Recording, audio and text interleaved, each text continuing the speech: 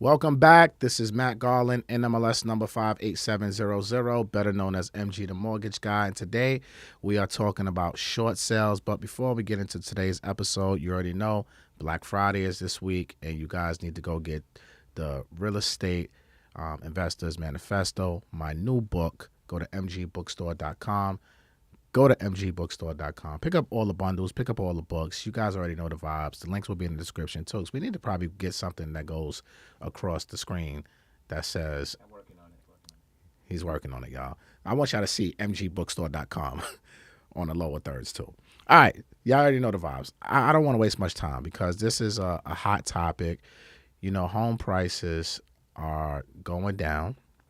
I believe this is a correction, not a crash. Most people think there's going to be a wave of foreclosures and things like that coming to the market. So I say, you know what? Let me bring on an expert. So, ladies and gentlemen, let me allow you to introduce you guys to a good friend of mine. She's the short sale girl on Instagram. She kills the short sale game. She's been doing short sales. Even when prices was up and stuck and rates were in the twos, she was out here moving and shaking and doing a lot of short sales. So, first of all, let's give her drop some gems in the comments for my girl Melissa Gonzalez. How are you, Melissa? Hi, I'm good. Thank you for having me. Well, welcome to Garland Media Studios. How you like the studios? I love it. It's really nice. It's cozy. It is. It's very cozy. Very cozy. Shout out to Tukes Productions with the cozy studio. It's very nice. So, first of all, introduce yourself to the people who may not know who you are. My name is Melissa Gonzalez. I am a short sale specialist. I am also a licensed real estate agent for 18 years now. And I've been doing short sales since 2005. You say you're a licensed real estate professional for 18 years. 18 years. You don't look a day over 25, though. How you Thank been you. doing this for 18 years? So how I started doing short sale is I was in college. I wanted to always work in an office because I thought me working in an office was just going to get me ahead in life, and I didn't want to work in a supermarket or a clothing store like I did before.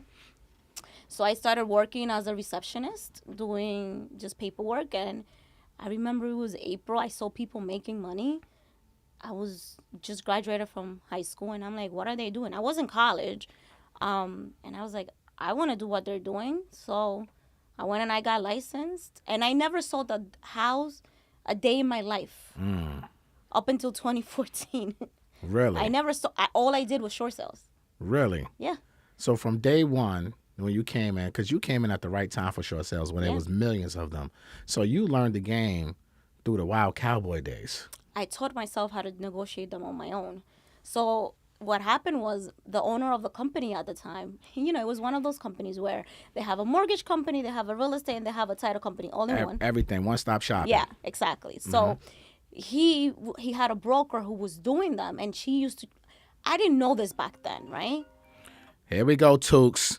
See, if Jordana was here, Jordana, our producer, would be like, phones off, volumes down, right?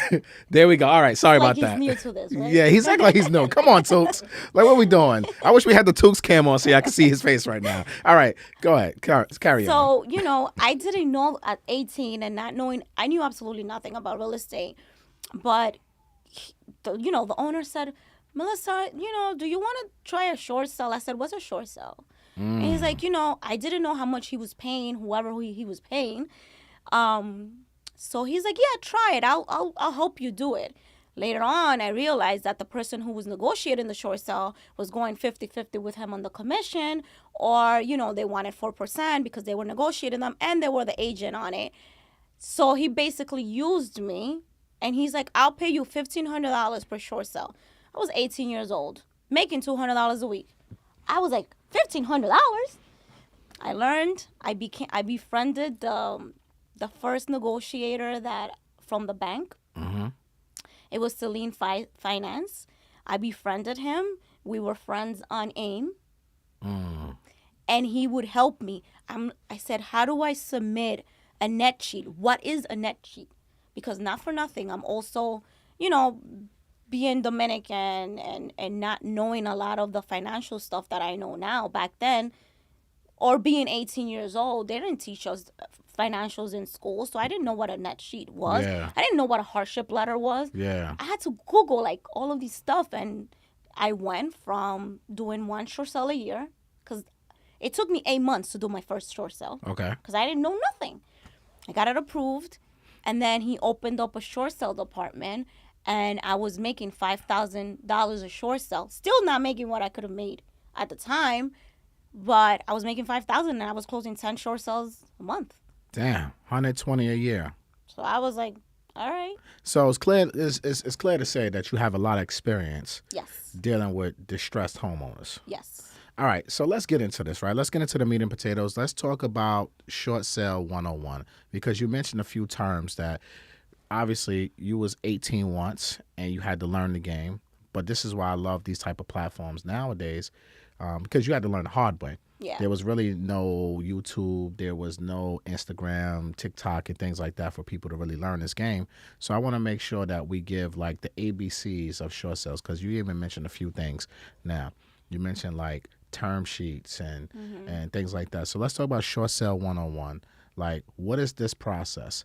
Like, first of all, what is a short sale? a short sale is when a homeowner is behind on their mortgage and they go to the bank and say, hey, I want you to take less than what I owe you. Okay. Period. That's what it is. Simple. Yes, simple. Now, sometimes you could do a short sale on a property that is not in foreclosure, and a lot of people don't know that. Just because there's a lot of liens, judgments on the property. So if the homeowner doesn't have the money to pay for it, you can't close on the loan. But if you do a short sale, a lot of the times the person or the lender will allow all of these fees to be incorporated in the sale of the property. So that's what a short sale is. Okay. So what's a term sheet? Oh, that's okay. So it's a net sheet Okay. Okay. A nut sheet. Okay. or a HUD. HUD. That's okay. what it is. It's a disclosure. It's something. Explain what a HUD is. Okay. Talk to the people. You got to talk to us like we Okay. 5-year-olds. Okay. All right. So, it depends on the lender. So they just want to see where the money is going, who's collecting what money, and then what they're coming out with. That's all that matters to them. At the end of the day, is a numbers game, right?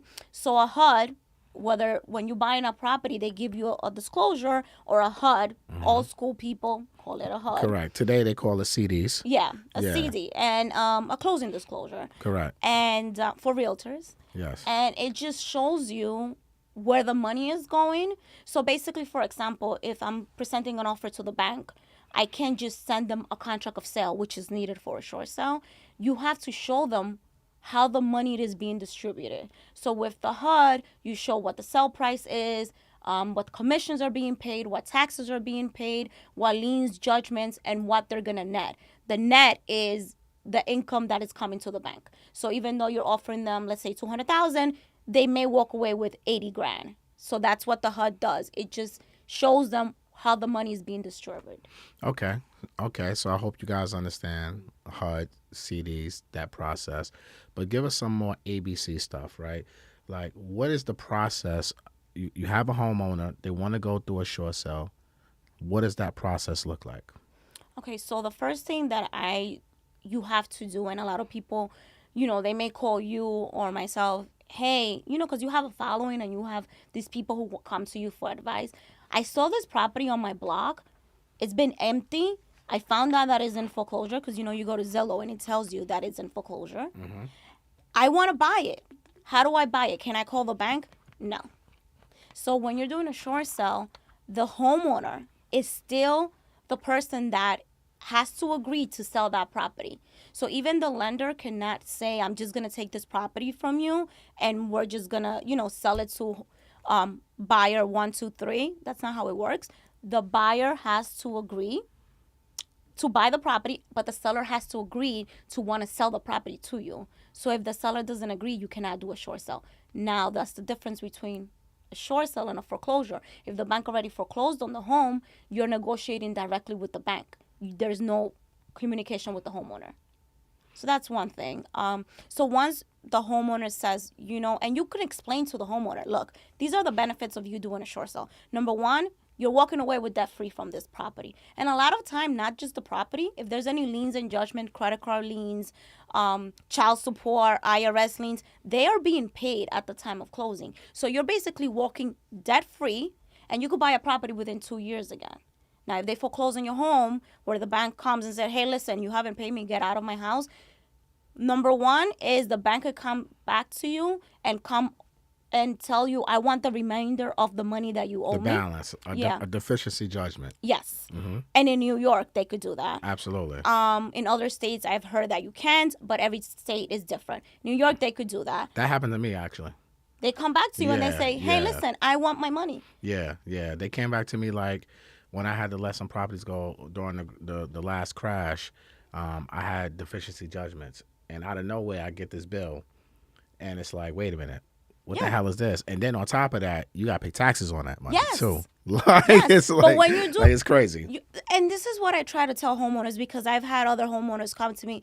You know what? I'll just go to the auction and buy it at the auction. If my house is in foreclosure, that's what I'll do. Or I'll just let it go to auction.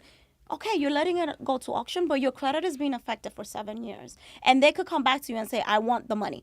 So when you do a short sale, it's like a win-win. Sometimes, many times, right now, they're giving you relocation money. So you get $10,000, up to $10,000. Some banks are allowing $20,000 for you to start all over. And, you're giving back at the end of the day, they're going to get their house back somehow. But if you do this, it's actually going to help you in the future and moving forward.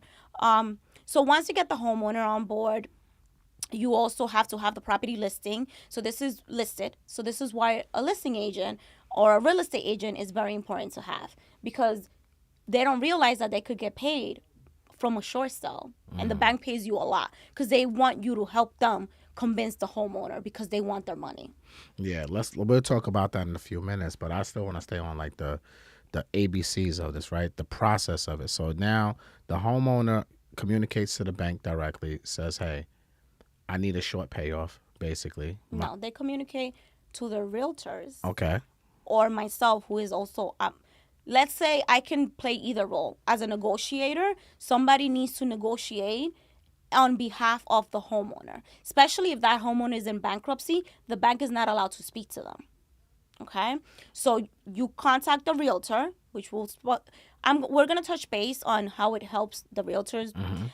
So you contact a realtor or an attorney or a negotiator like myself. Okay. So I'm gonna tell you what's needed. Once you decided to do a short sale, you're going to have to go into contract, right? Because you need to show the bank what is the number, the price line, the guidance. You need to say this is what it's worth. Okay. Keep it in mind that these banks are in other states. They don't know the New York market. Okay. They don't know the California market. They don't know Arizona. They don't know anything. So you got to show them, okay, this is why I'm selling it for this, and this is why I want you to accept less. So that's first step, Yes. right? They have to put it on the market, Yes. get a buyer, Yes. get into contract with the new buyer for X, Y, and Z price. So if they owe $500,000 on the mortgage, right? Just an example, right? I just want to keep it simple. I offer $150. Savage. We're gonna get into that. Yo, she's savage. All right. So they owe $500,000. You're gonna offer $150. Yes. Right? You got a contract buyer. The seller agrees to the $150, right? But I do explain to the seller and the buyer, this is subject to an appraisal, right? Correct. So Correct. it could be up or less. Correct. So Yes. now you get into contract for the $150. The buyer now goes through the appraisal process with their lender, or if they pay in cash, whatever it is, right? They get an appraisal. Now, what happens if that appraisal comes back at $300? What happens to that $150 contract? So it depends. Depending on the condition of the home, I either dispute the value and I'm Okay. like, no, this is why my 150 Works. works. Uh-huh. Or if the buyer is comfortable with the 300, then we offer a certain amount. I don't go back and say, hey, I'm going to give you 300. Every bank has different guidelines. I could still probably get it for like 240. Even if the value came in at 3. Yeah.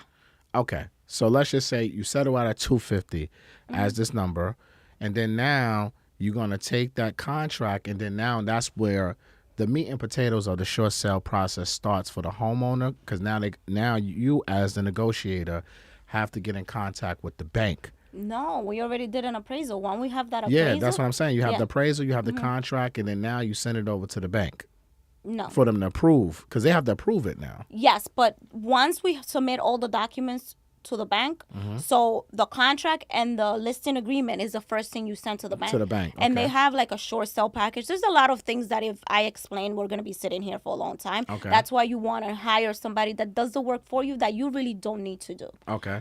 So you put together your short sale package. Yes. Once you have your contract, you list an agreement, you put together your short sale package, you give the bank, every bank has different guidelines and Yes. documents that they want to see. Yes. So you, as the professional short sale negotiator, you know from these banks, okay, I'm going to need X, Y, and Z. You get your package together, you submit it to them, then you do the appraisal. The bank does their own appraisal. They do a BPO. Or an appraisal, Or depending full- on the land. or full appraisal. So for Yes. those of you who don't know, a BPO is a broker price opinion. Yes. It's basically an appraiser by a real estate broker, Yes. right? But it's not a full appraisal. I just wanted to clear that up. Yeah, and those are the ones that we say, hold on, I am also a realtor. Why are you going by their number and not my number? And Correct. I dispute.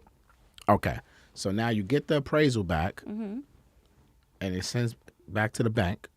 Yeah.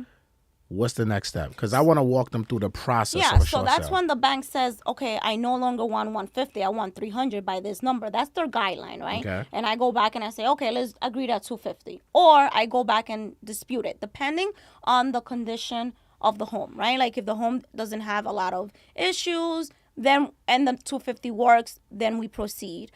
And once we have that, then you send them a contract addendum and you send them an updated HUD, which is showing where the money is going to be, distributed. And then they send you the approval letter.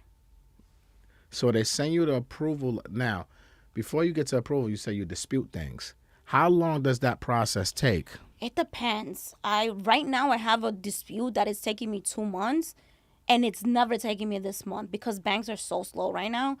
However, they usually get back to you within 2 weeks, and they tell you yes or no. Okay. So if they approve your dispute, then what's the next step? Okay, you got your number now. Mm-hmm. What's next? You submit the same thing. If the number stays the same and they go back to your 150, let's say, then you proceed and you say, okay, then submit it for approval. And then the investor, which is the mortgage note holder, it says okay, and they give the approval letter. Okay. So whoever owns that note Yeah. has to do the final approval. Mm-hmm. And usually that could be a quick process too, or Yeah. a longer process than the actual bank. Well, the bank is just working as a servicing. Correct. Right? Yeah, So, they're following the guidelines of the yeah. investor. So it's the same thing as me being the middleman for the homeowner and the bank. The bank is the middleman for the investor between myself and them. So usually once we know that number, I'm going to be very honest with you. Sometimes I get an approval letter the next day, and sometimes it takes me 2 weeks to get. However, once they tell you that number, it's just a matter of them issuing it out. You already know that that's the number that you're going to get. So you already start planning. Hey, listen, this is where we're at. Start getting your paperwork together. Do we have the title? All of those steps to make sure that we're ready to close. Okay. So now what if you have judgments that come up when you get title? What if you have liens? What if you got child support issues from the current seller? Like what happens at that point once that's discovered? What I do once I get that number, okay? So once I get that number from the bank that says this is the number that we want, and my buyer tells me I'm good with that number, before I submit anything further, I get a lien search. A lien search is going to tell me what are the liens and judgments on the property or the homeowner or the seller, and I start disputing them. So I negotiate them down, or depending on the lender and the type of loan, I go back to the bank and I say, look, this is untitled, you need to pay for this. 90% of the times they do. They pay for them. Interesting. Yeah. Because they just want to get out the deal. It depends who's negotiating the deal. Major Jim. Depends on who's negotiating the deal. Okay. So now everything works out. Obviously, you're an amazing negotiator, so pretty much things are going to work out to how you plan. And then now you basically sell the property, and then the homeowner has to vacate the property. Correct. Short sale completed. Yes. Homeowners off, got rid of the debt, and now the investor or the buyer has a property under market value, basically. Yes. All right. let's transition this conversation because I'm pretty sure they understand the process now. Let's talk about from a real estate professional standpoint, licensed real estate agents and real estate brokers, who, I mean, most of these people don't know anything about short sales because the market hasn't been, especially if you just got your license 5 years ago, right? You don't know anything about short sales or foreclosure because there hasn't been a lot of them. So, how does today's real estate broker prepare to work with short sales if they are going to start coming because of what we're seeing in the economy, recessions, layoffs, home prices declining? If this does create some people to become upside down, right? How can today's real estate broker work with short sales and make money and run the fucking play? Okay. We So need to know how to make money. So, for example, I was doing the numbers for October. Just in New York, there are 2,000 new foreclosure listings. Okay. And people are saying that people are not upside down. Okay. And I'm going to speak on my experience. And 2,000 is not a lot though. but everybody's saying that there's so much equities. What do you mean it's not a lot? Of course there's a lot. That's besides all of the, 2,000 in New York? but that's besides all of the other short sales, I'm sorry, foreclosures that are on the right now. That's Correct. just new foreclosures. That's not the ones that were not paying through the whole pandemic and they, the bank are just putting sell days and sell days left and right. And that's not considering the people that are in a forbearance right now that it's only up still. There are still people in a forbearance. Correct. For 6 months. And you know what people are going to think?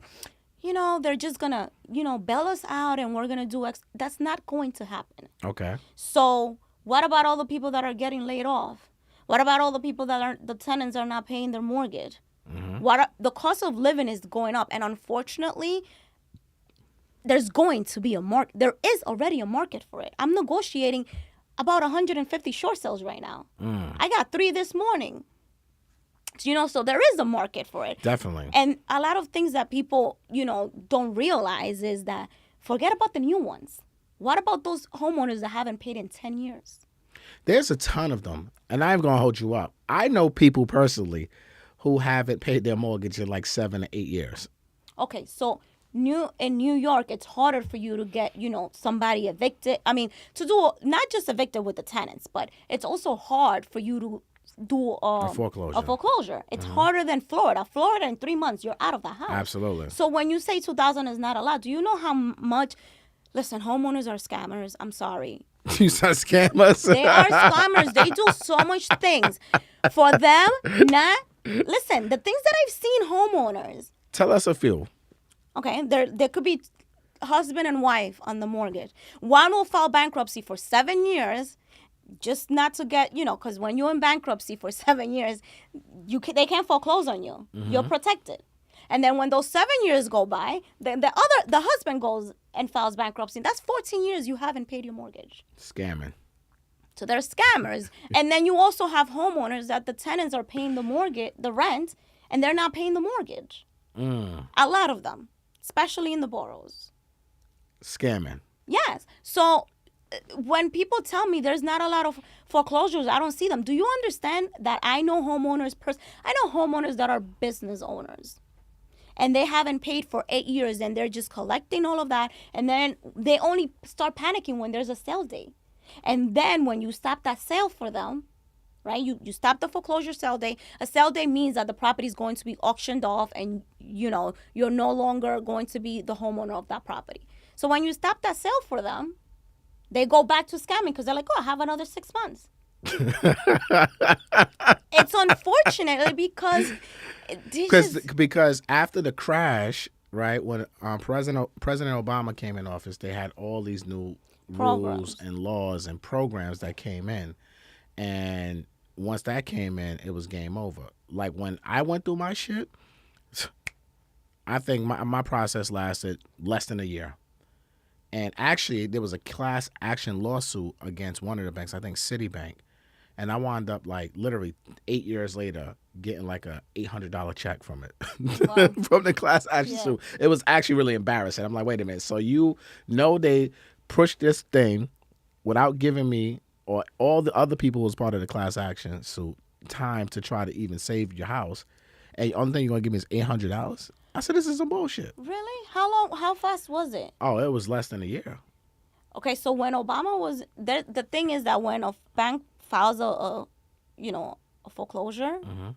they have to do it in a certain way. And if you could prove that they didn't, then you could keep that home free and clear. No, 100%. But see, at this time, I was just like, fuck it, because I went through my own shit, right? Yeah. But this is like the wild cowboy Yeah. days, right? But I think like when Obama was in office, he was giving a lot of help and A all lot of of the help. loan Yeah, modifications but and a that's lot what I'm of stuff. saying. So when I went through mine, it was still Bush. Yeah. Before President Obama, it was like at the tail end. Because remember, the crisis started before President Obama came in, and then when he came in, it was like the thick of it. Yeah. And then they had to enact all these new laws and programs and things of that nature to help people to try to save their homes so it Yeah. wouldn't be in the foreclosures. And that's why it's so hard to get rid of people. But let me tell you something. Right now, everybody thinks that the same thing when Obama was in office is going to happen, that he's going to help in all of these loan modifications just because, you know, the president now was a vice president. It is not, in my opinion, it's not going to happen. This is what I'm going to tell realtors. If you don't know anything about short sale, if you have not touched that market, then you're missing out. Okay? There's a lot of money. There's more money to be made in foreclosures and short sales than dealing with a seller that only wants to pay you 4% commission. A bank pays you 6% commission.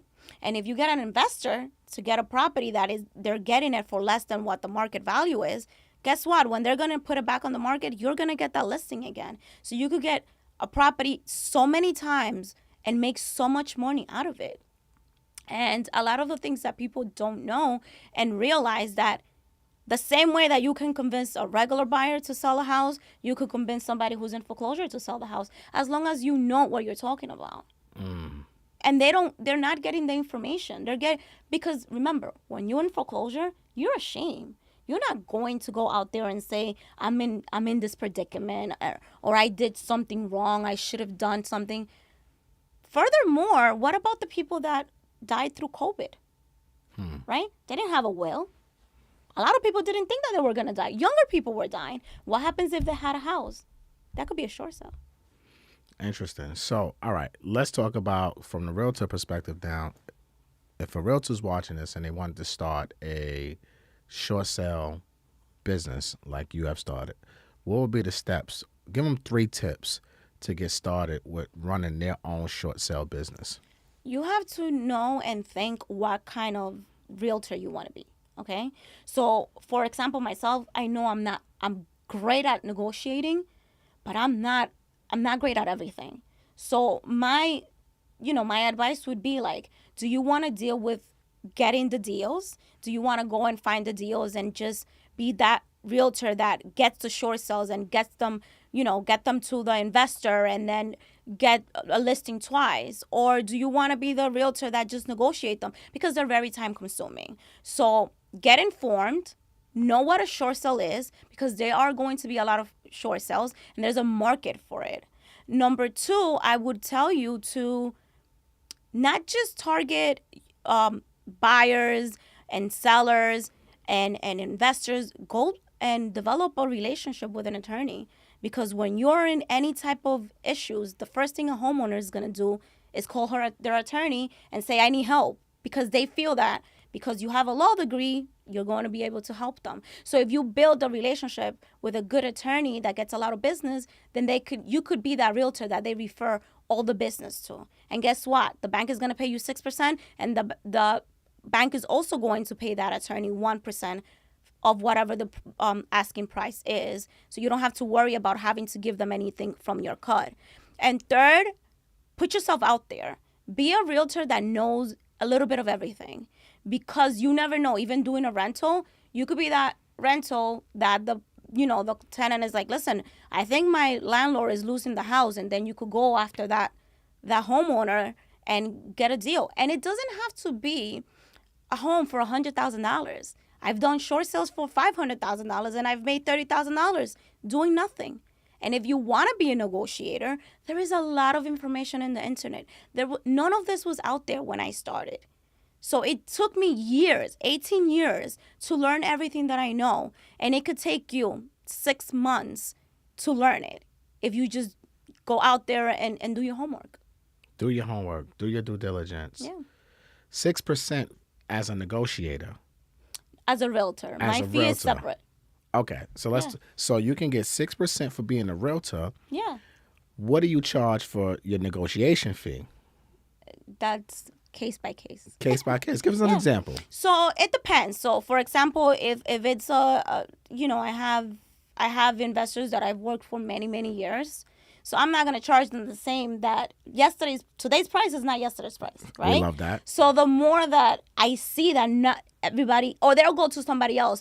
So it could be anywhere from 10 to 15,000. Okay. Okay, but I do everything from A to Z. If you need me to, if you're a realtor, right, and you sent your homeowner and you said, listen, I already sent my homeowner, I got my listing agreement. I don't have the time to go and sit with this homeowner and explain. Can you go and sit with them? I go, I fill the paperwork, I do everything. I sit with the homeowner. You don't have to go and do the runaround. All you have to do is list the property. That's it. I do everything else. And because I am licensed, so if I am a realtor, if I get the deal, I get a referral and I get the deal, I make 6%. So you'll make your 10 to 15,000 as the short sale negotiator, Yes. and then you'll make your 6% as the listing agent, Yes. and probably the buying agent because you're probably going to do both sides. Yes. Drop some gems in the comment for that one. That sounds like a big money play right there. So it's people are willing to pay the money.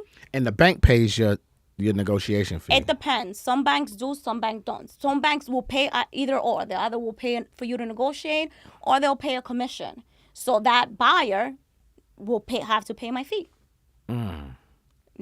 So I don't dip into the realtor's commission.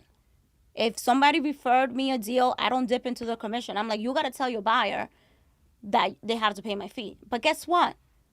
I'm stopping sale dates, okay, without having to file a bankruptcy, without doing anything.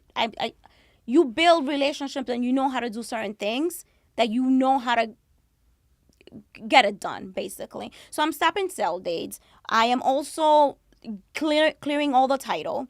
I'm making sure that you're getting to the closing table. And some deals, my deals are getting approved from 30 to 90 days. Wow. So a lot of short sales, it could take them, some of the short sales, it takes 8 months, a year. So I'm saving you time, and time is money. Time is definitely money. So, all right, since you started talking about buyers, so we have buyers. My channel, I do a lot of house hackonomics on my channel. I deal with a lot of first-time home buyers, a lot of buyers that's going to use FHA. And now there's deals that you just gave us examples of. Sounds like you can get 40, 50, 60% off market value properties if someone's in short sale and you do the negotiation. Will banks accept borrowers who are using like FHA loans to get a short sale? So it depends with the FHA. Regular FHA, the property has to have all the guidelines. And meet all the conditions. Yeah, correct. it meet all the conditions. So conventional, 3% conventional, yes, because you don't have to. A lot of these properties sometimes don't have the light on or the water on and the heating on. And when you're doing regular FHA, like FHA, you need to have those on. Okay. So what if the property looks like this? Took, show the picture, right? Because you sent us a picture of some properties that you're working on. Like this joint looks crazy right here. The roof is missing. Yeah. Everything is gone. And this is an actual house here in New York right now. And this house is a short sale. It's a piece of shit, Yes. so to speak.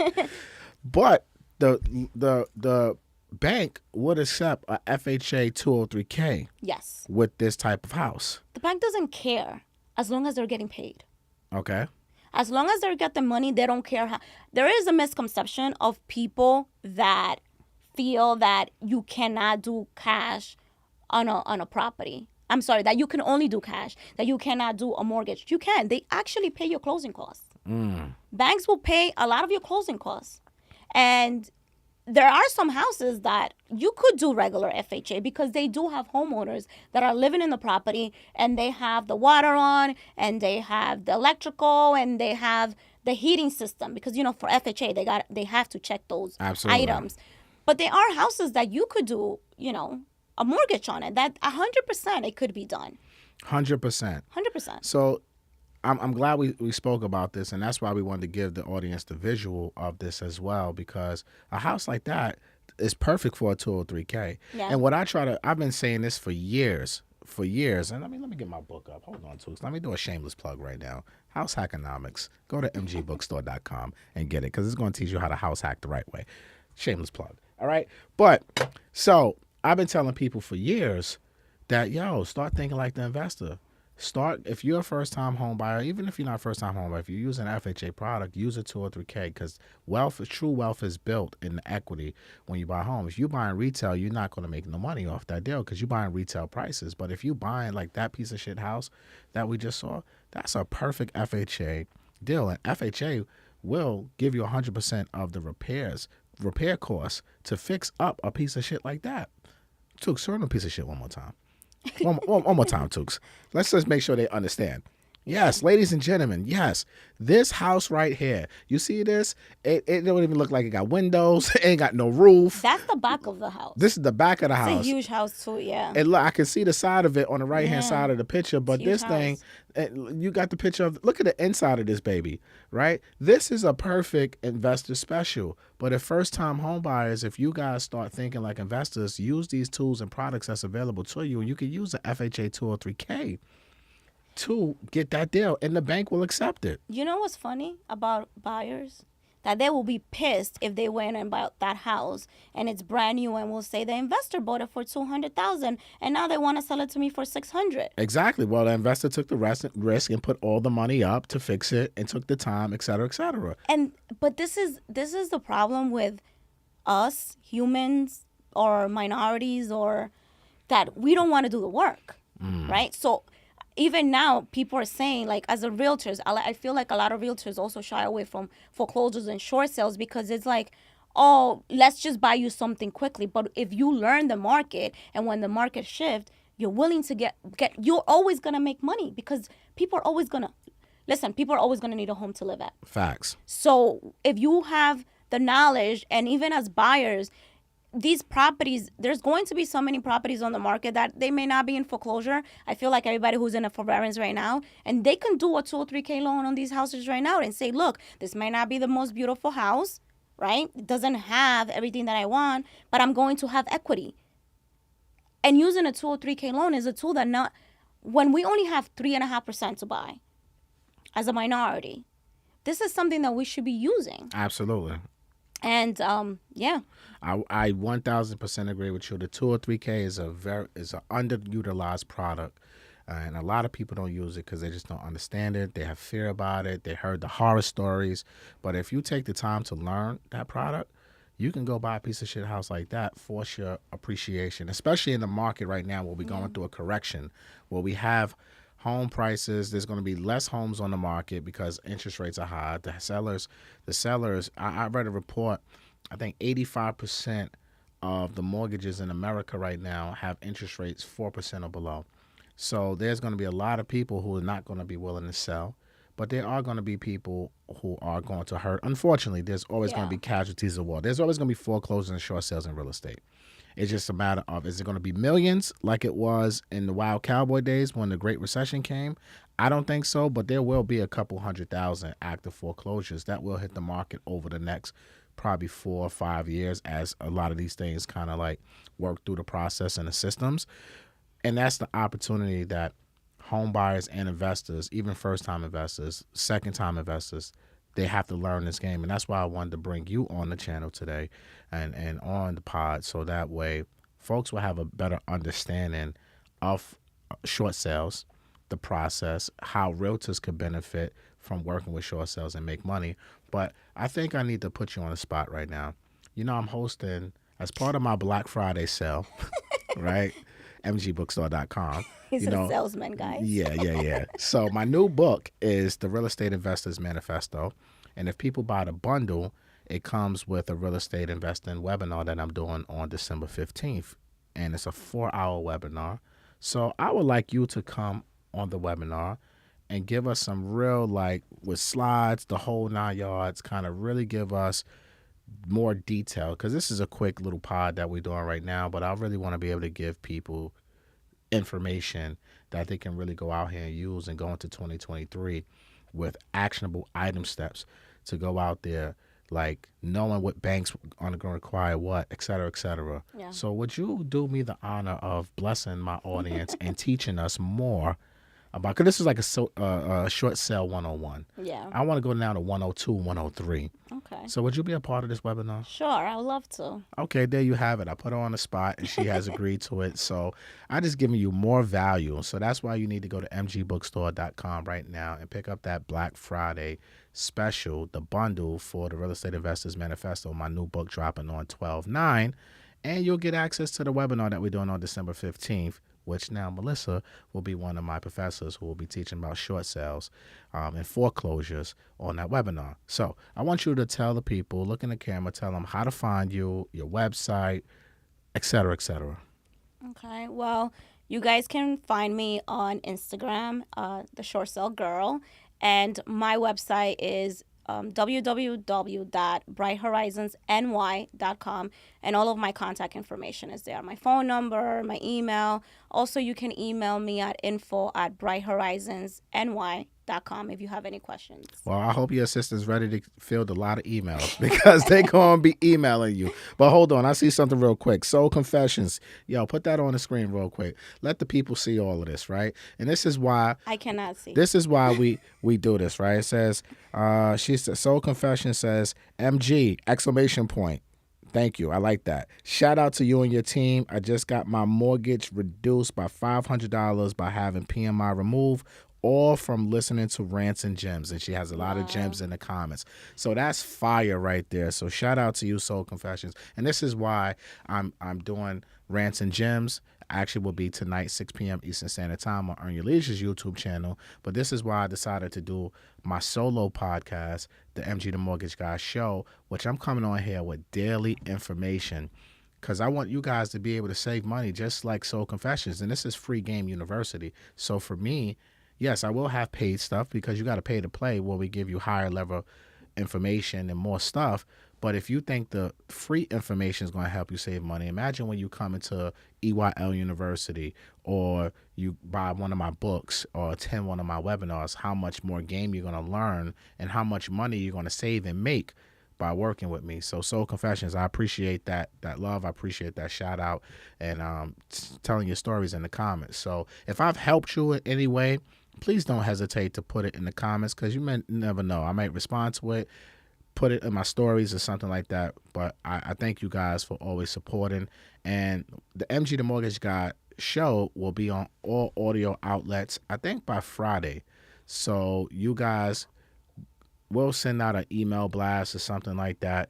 And you guys will be able to get first dibs and know when the audio is available because we're filming so much content here at Garland Media that honestly some of the visuals won't come out for a week or two because we got to edit and everything like that. But the audio, we're going to be uploading that thing or instantly.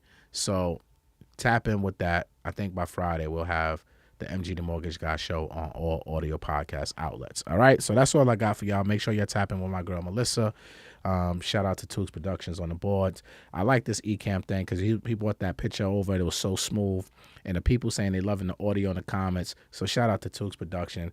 And all right, make sure y'all like, comment, share, subscribe, and send this to 10 people who want to learn about short sales. And go to mgbookstore.com and take advantage of the Black Friday sales that are happening right now. All right, this is Matt Garland, NMLS number 58700, but better known as MG the Mortgage Guy. Peace.